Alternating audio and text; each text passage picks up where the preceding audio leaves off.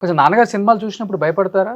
ఆయన మేమా? గంభీర్యం, మేము ఆయన కోపం, సినిమాలో రౌద్రం చూస్తుంటే ఆయన నెక్స్ట్ లెవెల్ ఉంటుంది ఆ కట్అవుట్ కి. అవును, నాకంత అనిపించేది కాదు. ఆయన ఎప్పుడు వస్తాడో అని చూడటం తప్ప స్క్రీన్ మీద. బట్ అంత భయం ఏమి అనిపించేది కదా. నేను ఆయన్ని పుష్ చేసేవాడిని నా సినిమాల్లో యాక్ట్ చేసేటప్పుడు. నేను అందరు యాక్టర్స్ని పుష్ చేస్తాను మ్యాక్సిమం పొటెన్షియల్ కోసం.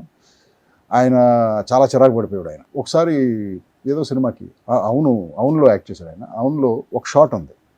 ఆయన ఢిల్లీ రాజేశ్వరి గారు ఇంట్లో నుంచి బయటకు రావాలి.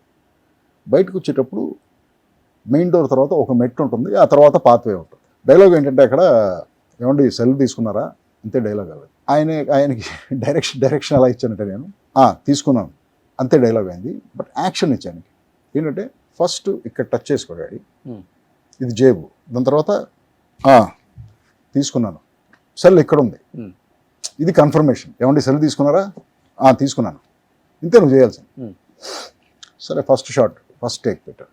ఏమండి సెల్ తీసుకున్నారా, తీసుకున్నాను అన్నాడు. డాడీ ఆ జేబులో సెల్ లేదు కదా అన్నాను. Okay one more, start camera action. ఏమండి సెల్ తీసుకున్నారా, తీసుకున్నాను. కాదు డాడీ నేను నీకు చెప్పిన యాక్షన్ ఏంటి, ఫస్ట్ ఇక్కడ టచ్ చేసుకోమని, తర్వాత ఇక్కడ టచ్ చేయమని. అన్న ఇంకా చూశాడు. వెళ్ళి స్టార్ట్ కెమెరా యాక్షన్. ఏమండి సెల్ తీసుకున్నారా, రెండు ఒకేసారి ఎందుకు ఓకే ఇలా అది ఇది అయ్యి ఒక 8 టేక్లు అయింది. చాలా సీరియస్ అయిపోయాను, చాలా కోపం వచ్చింది ఆయన. ఎందుకంటే ఆ మెట్టు దిగి రావాలి ప్రతి షాట్కి. పైగా నేను మిగతా ఆర్టిస్టులు అందరి ముందు ఇన్ని టేకులు అడుగుతున్నాను నేను.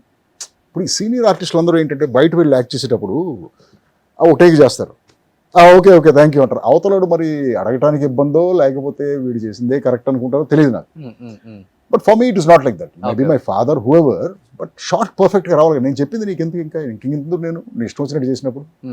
ఇప్పుడు నేను చెప్పిన యాక్షన్ ఇంకా న్యాచురల్గా ఉందా? చాలా న్యాచురల్. ఏమండి సెల్ తీసుకున్నారా, తీసుకున్నాను. 8 టేక్లు అయినాయి.